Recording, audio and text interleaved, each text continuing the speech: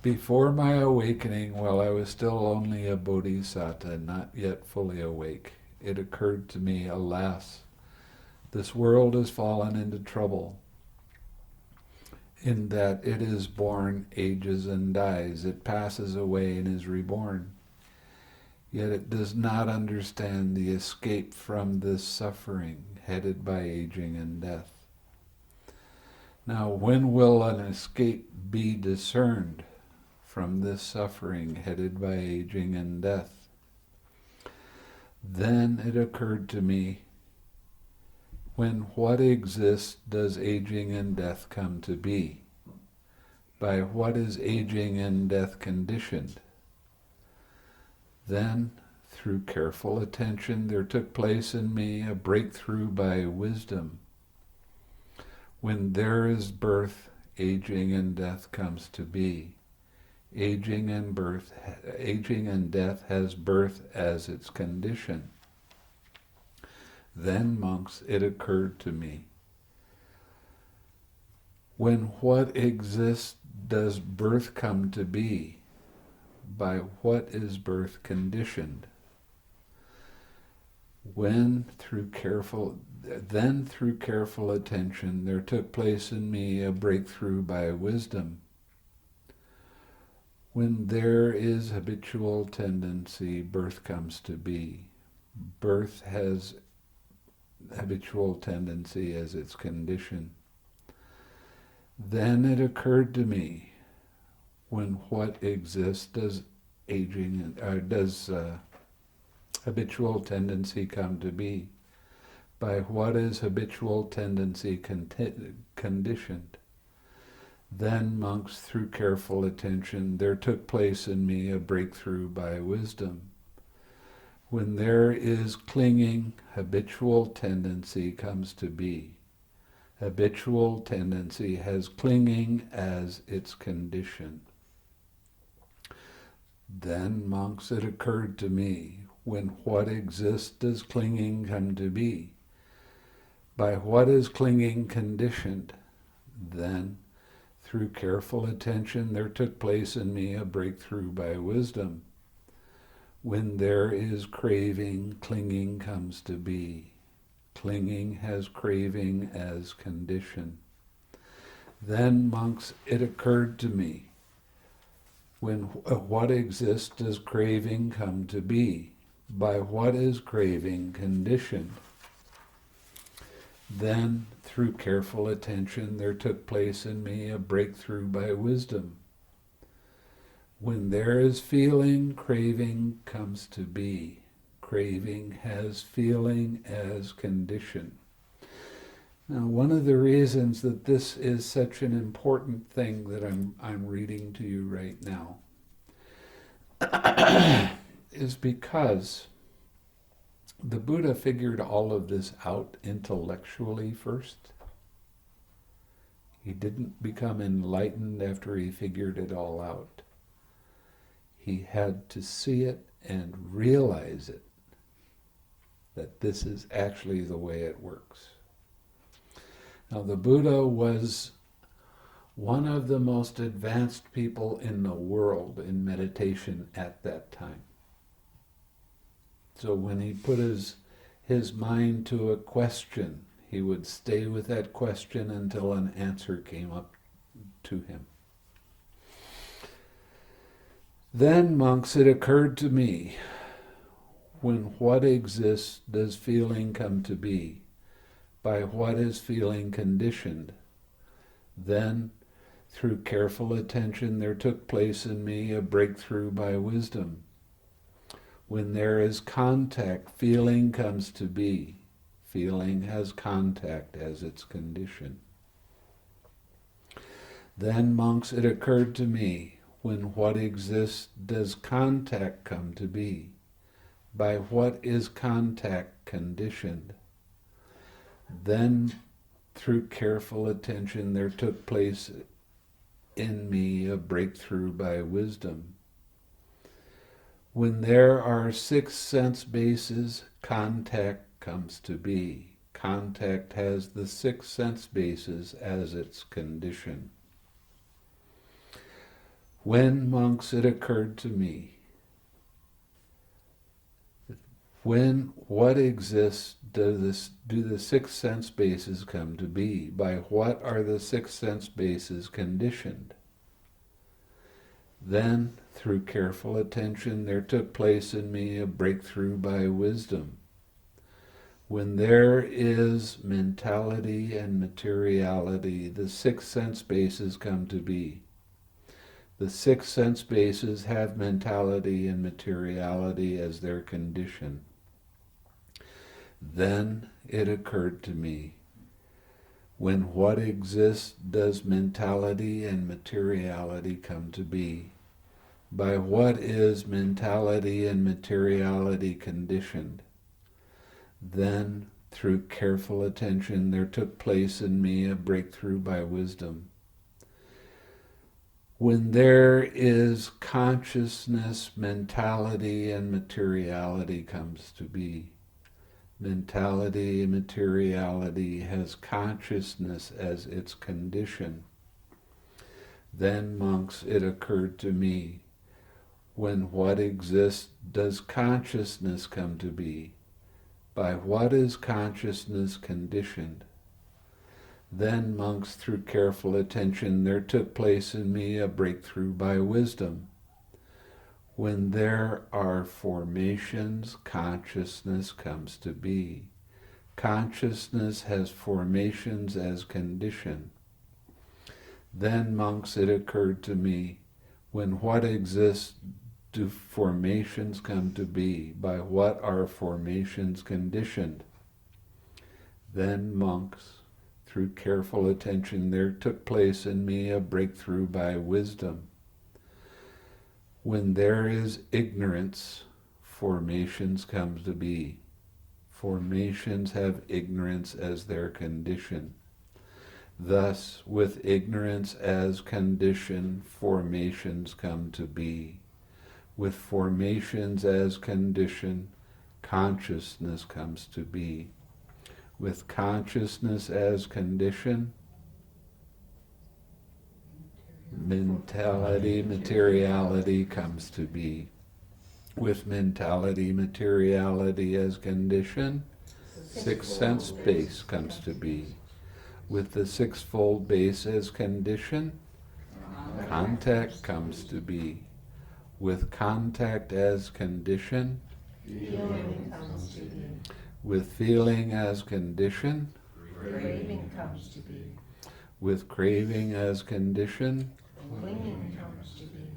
with clinging as condition, Habitual tendency comes to be. with habitual tendency as condition, Birth passions comes to be. with birth as condition, Aging and death, sorrow, lamentation, pain, grief, and despair comes to be. Such is the origin of this whole mass of suffering. Origination, origination. Thus, monks, in regards to things unheard before, there arose in me vision, knowledge, wisdom, true knowledge, and radiance. Then, monks, it occurred to me, when what does not exist does aging and death not come to be? With the cessation of what does the cessation of aging and death, with the cessation of what does the cessation of aging and death come about? Then, through careful attention, there took place in me a breakthrough by wisdom. When there is no birth, aging and death does not come to be. With the cessation of aging and death, with the cessation of birth comes the cessation of aging and death. Then, monks, it occurred to me, when what does not exist does birth not come to be? By the cessation of what does the cessation of birth come about? Then, monks, through careful attention, there took place in me a breakthrough by wisdom. When there is no no habitual tendency, birth does not come to be. With the cessation of habitual tendency comes the cessation of birth.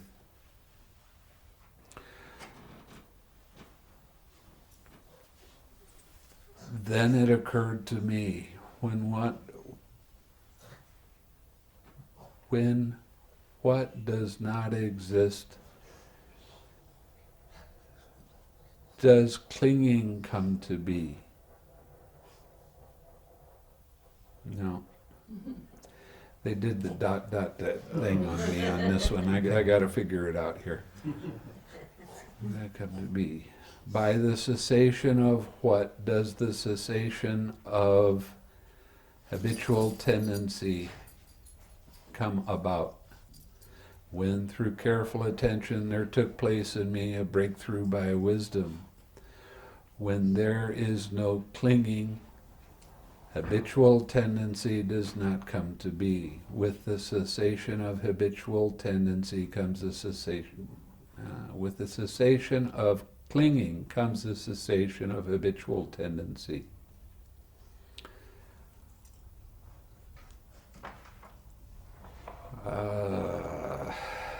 Boy, I don't know if I want to do this all the way through it or not. That's hard. When there is no craving, clinging does not come to be. With the cessation of craving comes the cessation of clinging. And this is why the 6 R's work.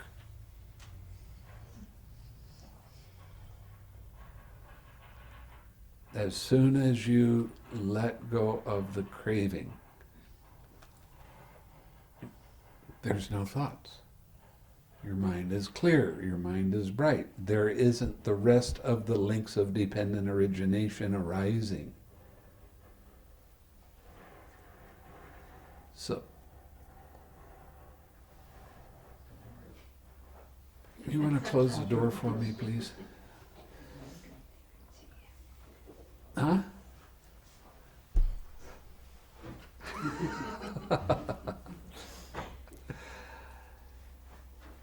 So this cessation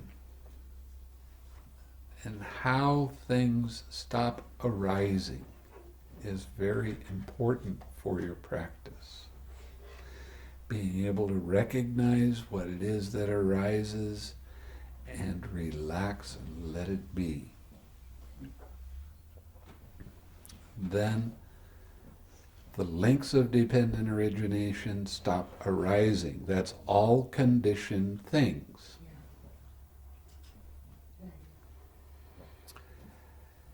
When there's no feeling, craving does not come to be. With the cessation of feeling comes cessation of craving. Now, generally what I've been talking to you about is just the feeling and craving.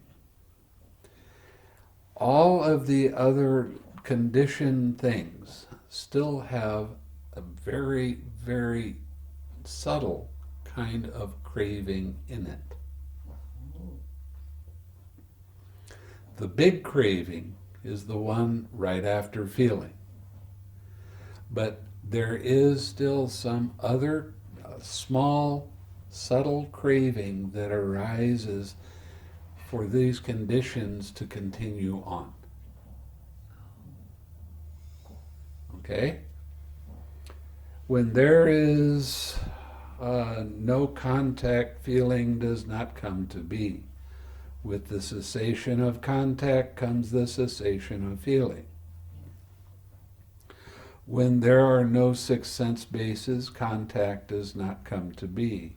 With the cessation of the 6 sense bases comes the cessation of contact. When there's no mentality, materiality, the 6 sense bases do not come to be. With the cessation of mentality, materiality comes the cessation of the 6 sense bases. When there is no consciousness, mentality, materiality does not come to be. With the cessation of consciousness comes the cessation of mentality, materiality. When there are no formations, consciousness does not come to be. With the cessation of formations comes the cessation of consciousness. When there is no ignorance, formations do not come to be. With the cessation of ignorance comes the cessation of formations. With the cessation of ignorance, there are no more conditions. That's one of the definitions of nibana. It's the unconditioned state. Is that Vedana? No. Vedana was way up higher. There is no perception, there is no feeling, there is no consciousness, there are no formations, there is no body. No five aggregates at all. Because all of those are conditioned states, right? Nibbana is the unconditioned. How do you talk about Nibbana? How is it possible to talk about Nibbana? I know I've spent many evenings with monks trying to describe what Nibbana is. And it's impossible because everything that we talk about as conditioned things. And this is an unconditioned thing. How can you talk about an unconditioned state with conditioned words? With another definition of Nibbana is no concepts. Now, every thought that you have is a concept. It's always made up of little tiny other things that put together make up this concept. Chair, where is it? Is it the arm? Is it the leg? Is it the seat? Is it the back? Where is a chair? It's a lot of little things put together. That's the way we think. We think in concepts. Nibbana has no more concepts in it. There's no more conditions that we can talk about. So how can you describe something like that? It's for experience only. Now, going through the cessation and getting to the last link where there is no more ignorance, your understanding is so profound. It's such a big realization that there's no more conditions in anything. This is really quite something. Okay, in other suttas we talk about having dispassion for whatever arises. That means you don't get excited by anything anymore. You're seeing everything just as part of a process. And it's a conditioned process. And then realizing that there's truly nobody home. There is no I. There is no me. There is no self. There is no soul. It's just a lot of conditioned things that occur. And for our many, many lifetimes, going around this wheel of samsara over and over and over again, we have it in our mind that this is me. This is mine. This is who I am. But there is no I. There is no me. It's just a lot of things arising and passing away, a lot of different conditions. This is why it is such an amazing thing when you let go of ignorance. Nothing else arises. There are no more conditions. Now, the Buddha figured all of this stuff out while he was still a bodhisattva. He figured it out intellectually. But on the night of his awakening, he saw all of these links, how they arise. This is all a conditioned mass of suffering. And he saw when this doesn't arise, that won't arise. And he took all of those conditions and they just faded away. That's when he became fully awake. That's when he got the big oh wow. Now, this is really a remarkable feat. In one sutta in the Digha Nikaya, Ananda, who was at the first stage of awakening, he was what they call a sotapanna. He had the experience of the path knowledge, but not the fruition. Now, he was an attendant for the Buddha for a while, and he went off and meditated, and the fruition knowledge arose. And he came back to the Buddha, and he said, I don't know what the big deal is about dependent origination. It's so easy, it's so plain to see. And the Buddha scolded him. He said, this is not easy. I had to work for years before I could figure this out. This is why you need the voice of another, so that you can start to understand it.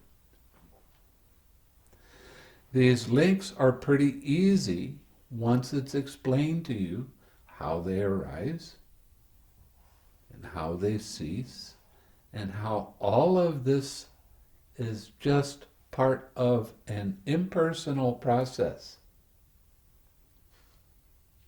It's all impersonal. There's no self. There's no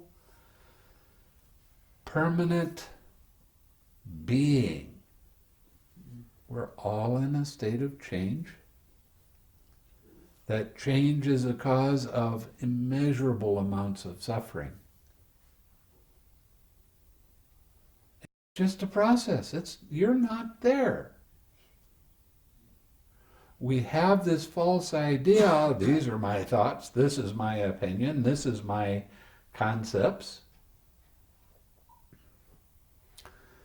And we feed into that, thinking that everything that happens is ours.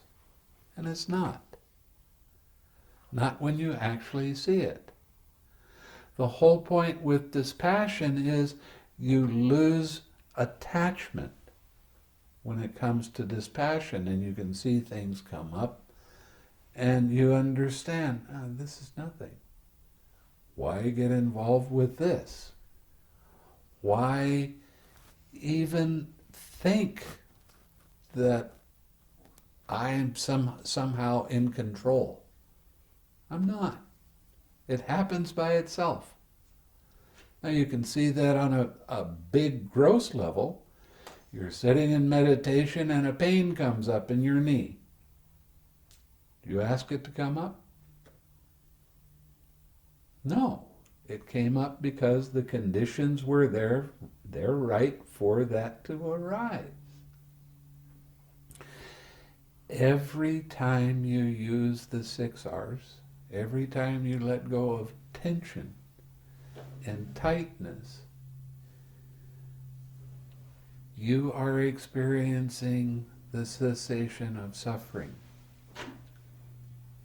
You are experiencing things as they actually are. And it gets real interesting. Because, oh, I thought I was there. I don't like this one. I want it to change.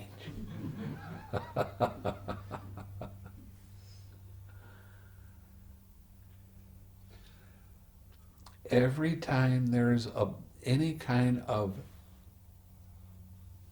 taste of I'm that, I'm experiencing that, there is craving there.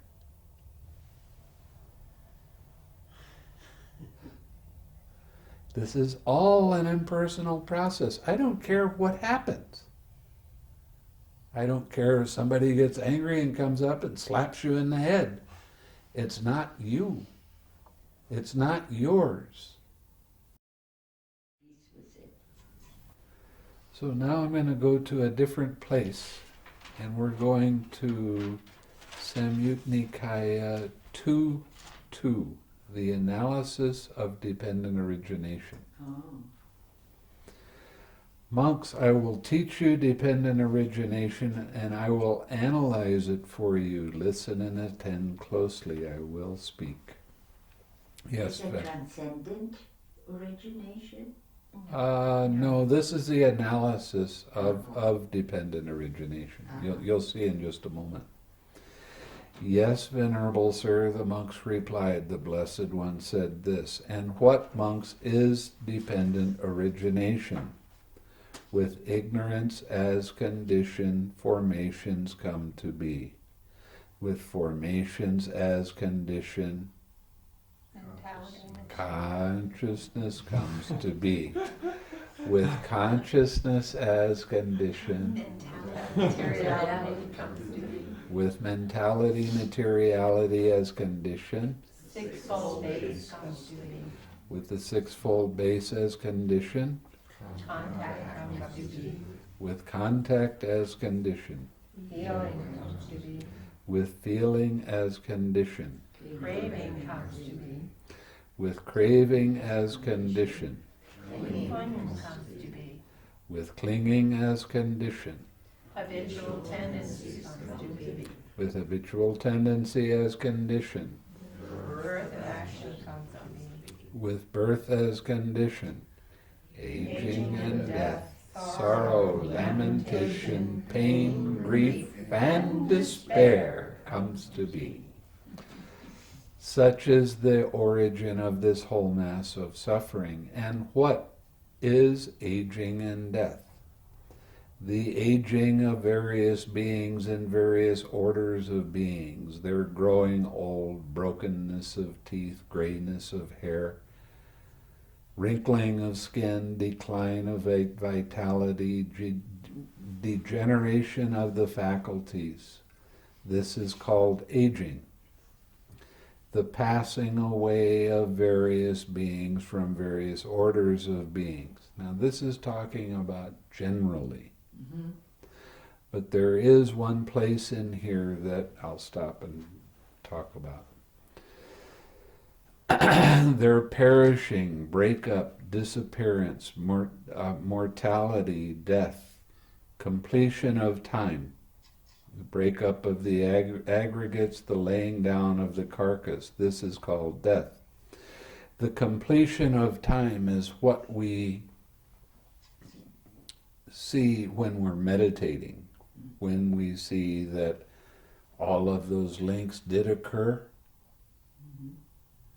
and you're seeing the completion of time of that, and then there is a change. Then there is what? Change, anicca. Right. This is aging and death. Thus, this aging and this death are together called aging and death. And what is birth? Birth of the various kinds of being into various orders of being. Their being born, descent into the womb, production, manifestation of the aggregates, the obtaining of the senses. This is called birth. Production. production of action. And what, monks, is habitual tendency? Now here in this book it calls it existence. In other places they call it being. I call it habitual tendency. The reason I call it habitual tendency is because it's easy for you to recognize it that way. The habitual tendency starts with the sense sphere existence. Now that's what we all have to deal with right now, the sense sphere.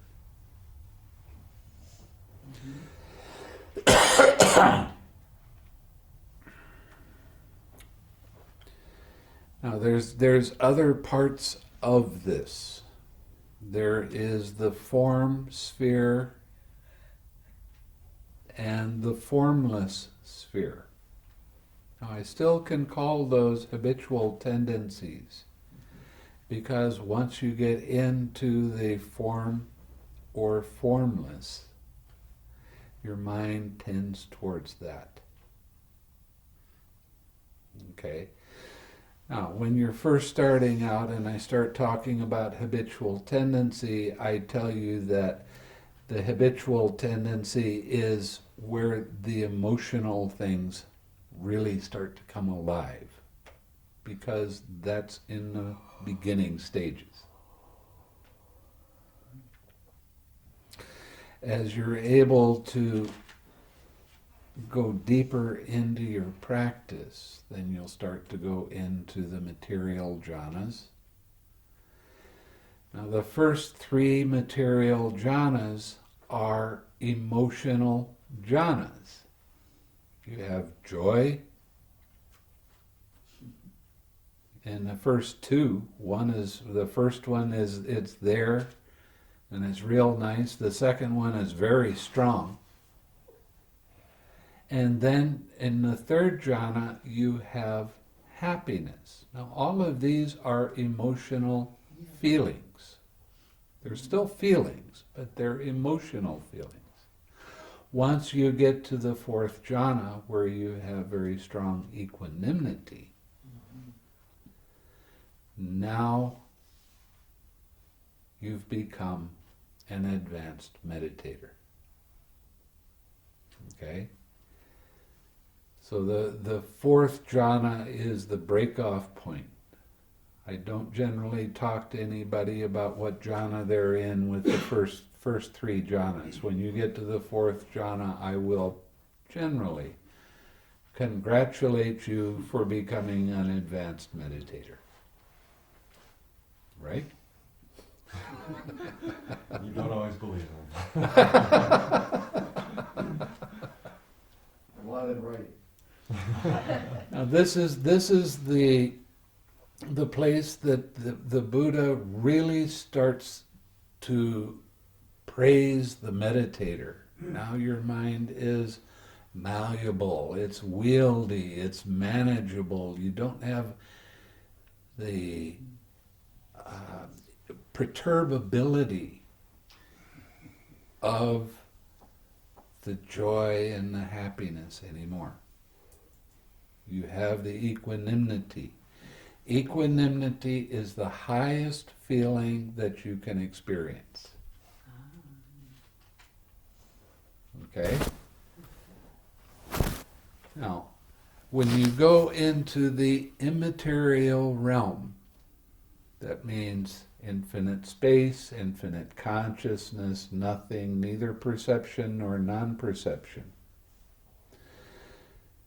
These immaterial realms are different degrees of the fourth jhana, different parts of the fourth jhana. So you have strong equanimity, and it keeps getting stronger as you go deeper into it. Going from one jhana to the next, I always try to lets you know that the word jhana is a level of understanding. When you go from the first jhana to the second jhana, your understanding becomes better. Understanding of what? How hindrances arise, and you're starting to understand how the links of dependent origination work. So as you go deeper into the third jhana, your understanding gets better because you haven't got the emotional feeling of happiness, the excitement of the happiness, or the joy, excuse me. You have happiness, which is a feeling that's very comfortable in your mind and your body, but it isn't as deep as the equanimity will get. The equanimity, when you get to the fourth jhana, all of the emotional jhanas are gone. And your understanding, when you get to the fourth jhana, becomes quite good. There are some sutas that I won't read to people until they get to the fourth jhana. Because you can hear me, you can listen to what I'm saying, you can be very attentive, but it won't sink in because you need that balance of mind. And you need very close attention. And when you do that, that will change your perspective. You can attain nibana by hearing some of these suttas. They are quite profound. Because they match the understanding. They match the understanding, and you see it and you go, oh, yeah, Yeah. So wow. That's it. it's more than a confirmation. It is definitely more than a confirmation. Much more, yeah. When I was in Germany, I had a friend of mine that was German read one of those suttas in German to everybody so that they could understand it. While he was reading it, he had deep insights. And 7 or 8 people, the next day when they came in for an interview, they started talking about something changed in me from hearing this. I really, truly understand. So, yes!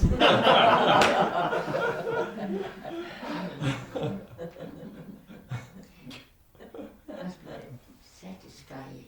Oh, absolutely. There's 6 sets of 6. Yeah. That's one of them. Complete, huh? Yeah. Nothing to... And when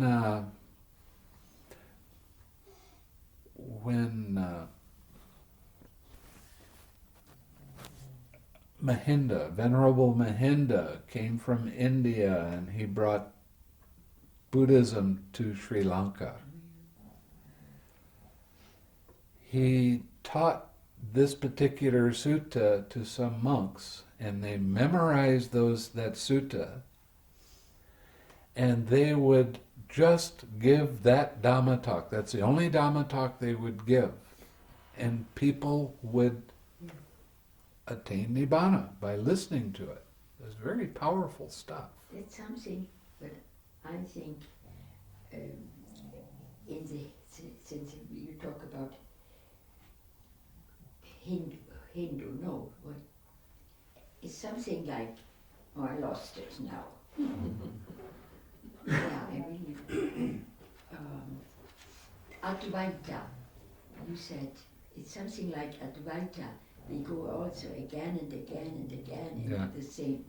My husband was in that thing, where it was very not easy to live with. Well, one of the beauties about people attaining nibana is they get easier and easier to live with. Yeah, because it's always absolute. Okay. Everything. Not this, not that. Yeah. It's highly intellectual, but I think if eventually the concepts disappear and become that energy. It has something to do with breath. Yeah. Yeah. But what we're talking about right now goes way further than that. What? It goes way further than just the breath. Yeah, the breath of life. Yeah. Yeah,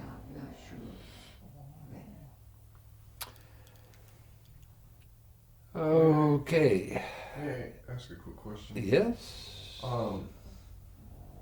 In concept, and this may be an aside that we can talk about later, but in concept and reality, I started that, and it talks about panchika.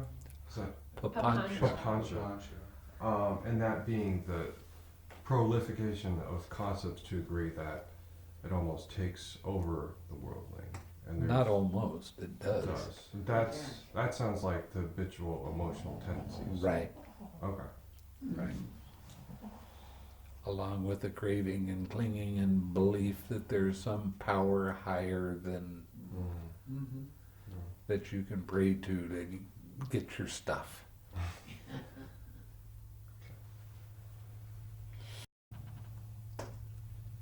Yeah.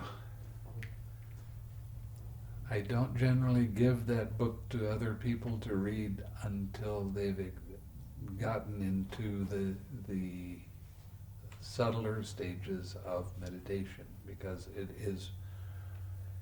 it's one of the best books I've ever read, but it's not easy to understand unless you have the direct experience. Can relate to it.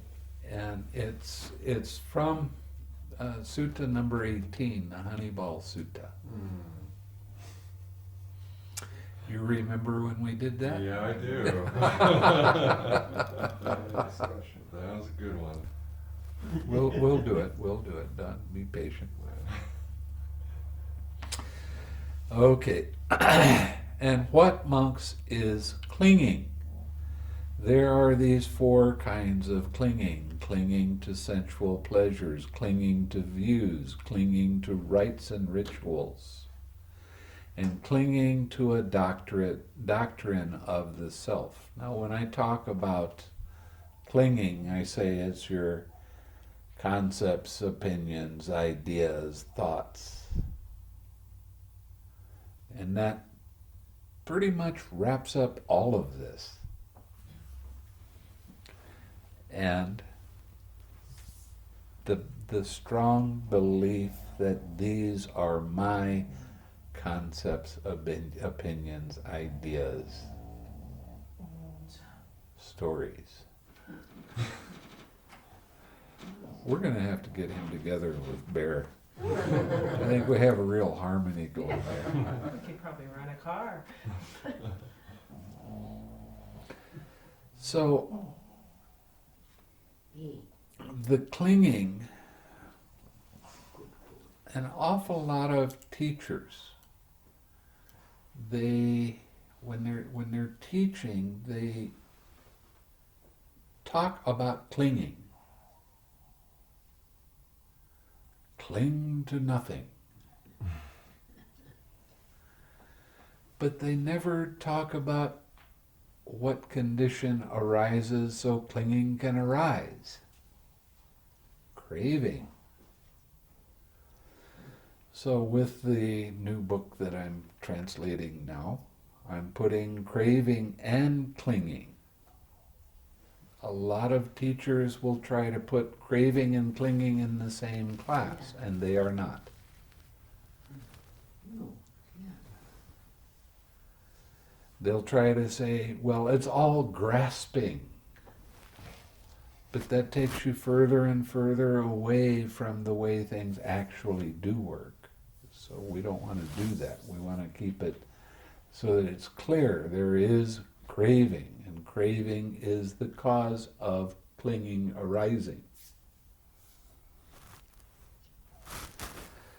So, what is craving?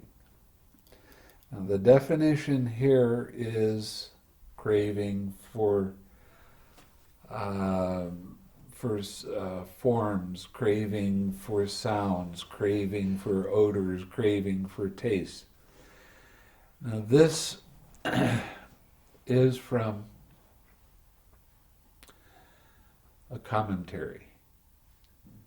So it doesn't go into the deep meaning of what craving is. In the sub-commentary, it does go into this, and it's the same definition that I give you for craving. It is the tension and tightness that happens in your mind and in your body. That is the start of the craving. What they're talking about here is once removed from that.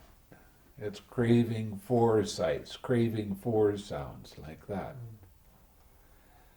But the actual craving itself always manifests as tension and tightness, and the craving is the very beginning of I am that. Even a little craving Even a little craving. manifests as tension. It does. But it gets real subtle. So that's why I keep telling you, back away, go back. Keep coming back, relaxing, let go. And craving, the lust, hatred, and delusion is craving. Now there's a lot of talk about the three poisons. Well, the three poisons are actually one poison, and that poison is craving.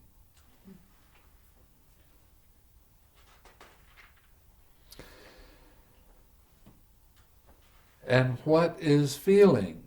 There are these 6 classes of feeling. Feeling born of eye contact, feeling born of ear contact, feeling born of nose contact, feeling born of tongue contact, feeling born of body contact, feeling born of mind contact. This is called feeling. Feeling is pleasant, painful, neither painful nor pleasant. But you see that these 6 kinds of feeling, 6 sense doors, there's a feeling that arises with each one of those. When your eye hits color and form, consciousness arises. As soon as these 3 things happen, this is called contact. With contact as condition, feeling arises. This is not emotional feeling. This is feeling as it actually is. It's either nice, not so nice, neither.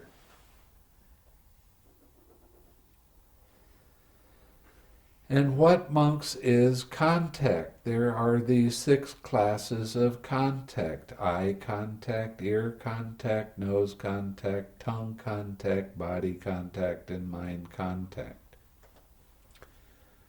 And what are the 6 sense bases? The eye base, the ear base, the nose base, the tongue base, the body base, the mind base. And what is mentality, materiality? Mentality is feeling, perception, contact, attention. This is called mentality. The 4 great elements and the form derived from the 4 great elements. This is called materiality. Everything that's material has the four elements in it in different degrees.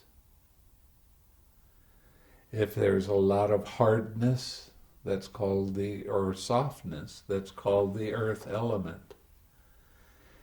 When there's heat, coldness, hotness, that is the fire element. The water element is cohesion, that holds things together. Your blood and things hold together because of this. Somebody asked me a question not long ago about another definition of the water element. And what I said was the water element is gravity. Gravity holds things together. That's the cohesion. It keeps things where they are.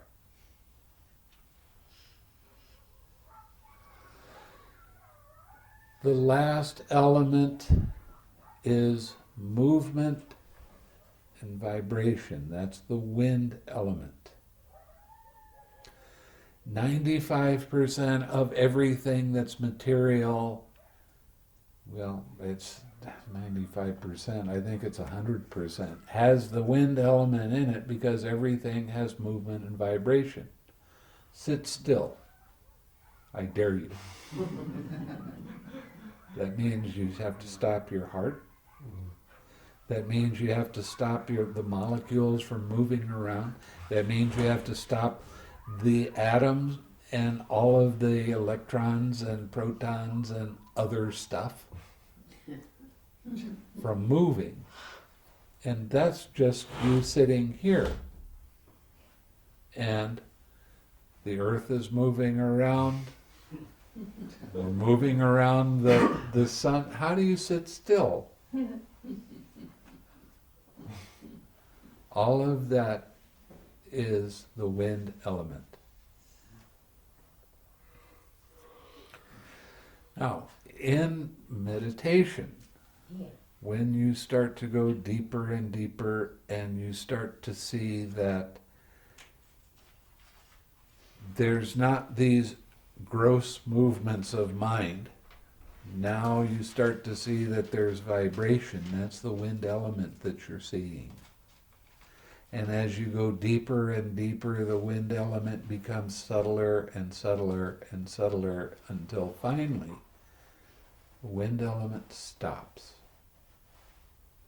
That is called the cessation of perception, feeling, and consciousness. When perception, feeling, and consciousness arise again, because it's not going to be a permanent thing, that's when you will be able to see and recognize these links of dependent origination. You'll see, because this arises, that arises, and that arises, and this arises. And then you'll see when this doesn't arise, that won't arise. And when that doesn't arise, this won't arise.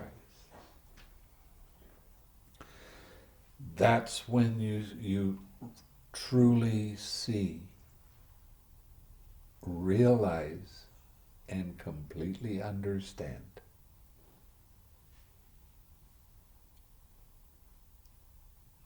what the Buddha was talking about with dependent origination.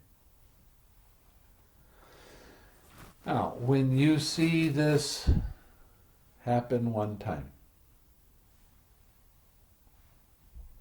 you will be a sotapanna. Now, you're a sotapanna, but there are two different kinds of sotapanna. The sotapanna that has the path knowledge, and the sotapanna that has the fruition knowledge. If you just have the path knowledge, there is no real deep personality development. When you see the fruition knowledge, there's a personality change. You no longer ever have any doubt in the path. What relief, no doubt. You will never again have any confidence or faith that doing rites and rituals lead to nibana. And you will never again believe that things happen to you personally. You know that this is part of an impersonal process. Now, if you see dependent origination arise and then it ceases 2 times, real fast, then you get to the second stage of awakening.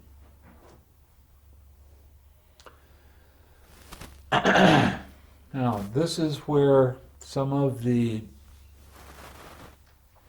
understanding of what how fruition occurs gets kind of mixed up. I had about 40 pages written on this, and then my computer crashed and I lost it all. But I had quotes from the Samyutta Nikaya, the Anguttara Nikaya, the Digha Nikaya. I had all of these references proving that the fruition can happen to you at any time. It doesn't happen right after you first have the path knowledge. It can happen a week later, it can happen a month later, it can happen a year later. Now, your responsibility is that you don't get so involved with sensual pleasures. You don't get distracted by this. You keep your mind pure. You don't. I've seen people that, quote, became Sotapanna or Saktagami, and they go, well, I can do anything I want now. I don't have to pay attention to anything. I'm enlightened. I'm awake. And as a result, they lose the path knowledge. It doesn't get cemented in until you have the fruition, which means you will see this happen again. You will have the cessation of perception, feeling, and consciousness, and you will see dependent origination again. And you'll see it with the second stage, you'll see it 2 times.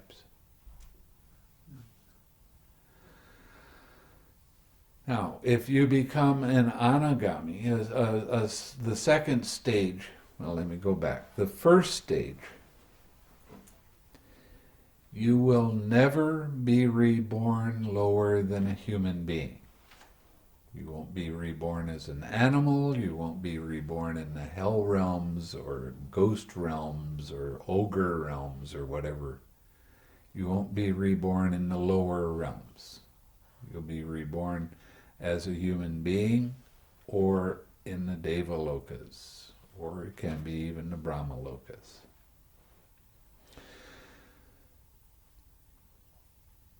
The most times that you will be reborn is 7 before you become an arahat, get off the wheel of samsara. So that's a big deal. It's really nice. Okay, if you get to the second stage, it's called a once returner, a sakadagami. That means that you'll be reborn in the human realm at the most one more time before you become an arahat and get off the wheel. Now you can be reborn in a Brahma Loka and you can attain arahatship there and then you're off the wheel. When you attain the third stage of awakening, that is called an anagami. That's a non-returner. When you die as an anagami, you will be reborn in a Brahmaloka that's a special Brahmaloka for only for arahats and anagamis. From there you will become an arahat, and then when you die from that realm, there is no more becoming. Yes. What are arahats doing there? They started there as an anagami and then they became arahats. They're old anagamis, yeah. Now we're talking about being in this realm for a real long time. Okay. Many mahakapas. Yeah. And this is where the idea of the Pure Landers comes from. All you have to do is repeat the Buddha's name over and over and over and over and over again. You're going to be reborn in this Pure Land. That's the best heaven anybody ever came up with. And from there you're going to become an arahat and then get off the wheel. That's what they have the belief of. Anyway, when you get the fruition of becoming an arahat or an anagami, you no longer have lust or hatred arising in your mind ever again. Now think about what kind of relief that is. Nice stuff. No more lust ever. No more hatred or aversion or little dislikes even. Yeah, nice. Not even chocolate? Not even chocolate. It Don't won't. tell Venerable Marika.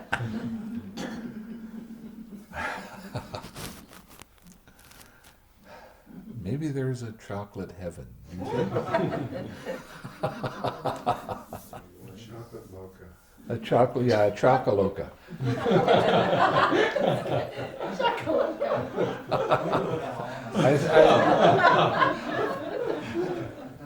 I think I'm going to start giving that name to some bhikkhunis. Chocoloka. Venerable Chakaloka.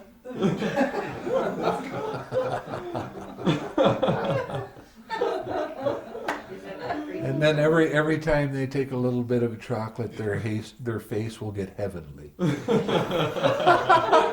Radiant, you know. I call it samsaric nibana. Samsaric nibana. Now, when you see the arising and passing away of dependent origination 4 times, and it happens very, very quickly, you become an arahat with the path knowledge. You will have the fruition arise at some point.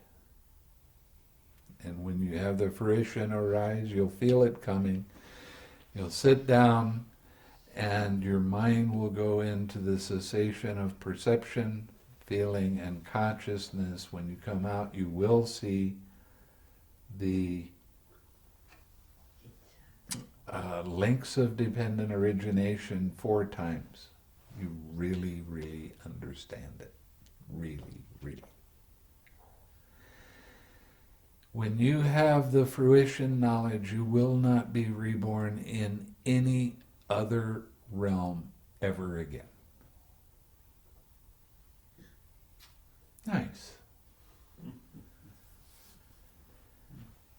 you have 5 other fetters. The first 3 fetters you get rid of when you become a sotapanna. You get rid of doubt. You get rid of the belief that rites and rituals lead to nibana. You get rid of a belief in a personal self. The second stage, you weaken lust and hatred. The third stage, you get rid of lust and hatred. When you become an anakami,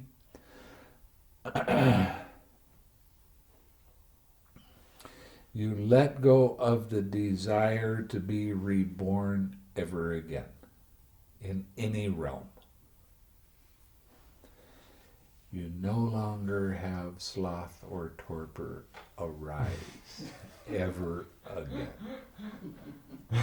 You no longer have restlessness arise ever again.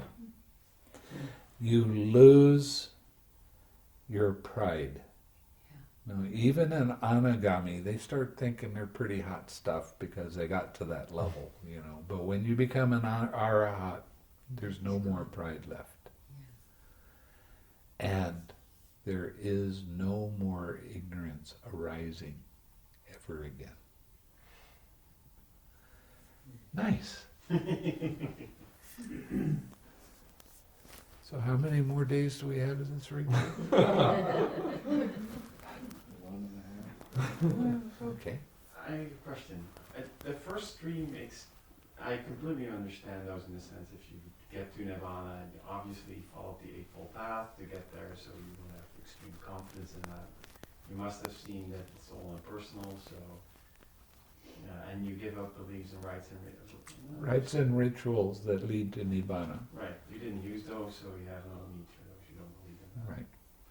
No belief in a self, you must have clearly seen that, otherwise you haven't gotten to nirvana. And then the third one was? Doubt. Oh yeah, obviously, no doubt, because you got there, so. I'm not really, what I don't understand is like how can lust and hatred weaken? Like the first 3, that's so clear, it's obvious to me. Because they're habitual tendencies. How many lifetimes have we really gotten into our lust and our dislike? Yeah, if you really saw that it led to suffering, like really inside of you, it would probably weaken it, We're If already you saw weakened. it. I mean, Yeah. Yeah. we are weakened. This requires personal investigation. You're on. There's a I think each job Yeah, it really is like, weakens it. yeah. Yeah, it does, little by little. Yeah, As your understanding gets better, these kind of things don't knock you off balance for as long. right. Mhm. You build equanimity. And you start getting Like that that, equanimity, and that leads to understanding how things work a little bit better and a little bit better as you go deeper. It's not that your mindfulness is just so sharp that you just see it happen all the time and you're like, why would I even fall for this? Right? Old habits, hard to let go of. But when you become a sotapanna, when you get to the first stage, you will not ever on purpose break a precept. That's the first stage. That's the first stage. That's interesting too. That's one of the ways you can test yourself to see whether you're a sotapanna or not. One of the 5, the first 5. Yeah, Yeah. do it with your speech. Mhm. Knowingly say something that's wrong. Mhm. Okay?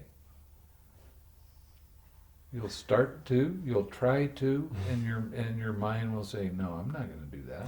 That's interesting. No way. It's like, Does that apply to let me email stab too? myself in the Huh? Does that apply to email too?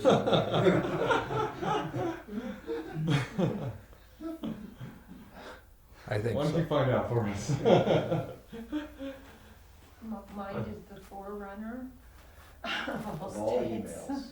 Mm. Forerunner of the email. So this is equivalent to us like, why would I stab myself in my body with a knife? Right. Why would I do that? Yeah. You have an understanding of like, why would I create so much trouble? Right. You just won't I'm do not it. gonna do it. You won't do it. And if you just stay at Sotapanna and you die from this realm and you're reborn as a human being, you won't break a precept, even when you're a little kid. Think about that one. So, the whole point of doing the meditation is recognizing all of these links of dependent origination and seeing that they are part of an impersonal process. There's no part of your experience of life that is you. Yeah. It's all part of conditioned events. Yeah. There's no part of your thinking. There's no part of your feeling. There's no part of sensation. There's no part of body. Right. It's all conditioned.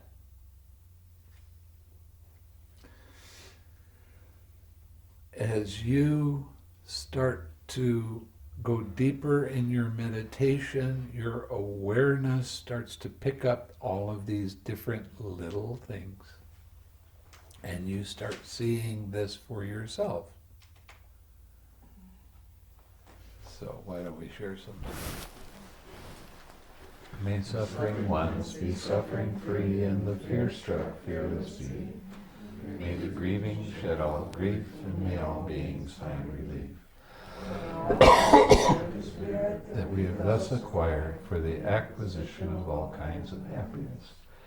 May beings inhabiting space and earth, devas and nagas of mighty power, share this merit of ours. May they long protect the Buddha's dispensation. Sadhu, sadhu, sadhu.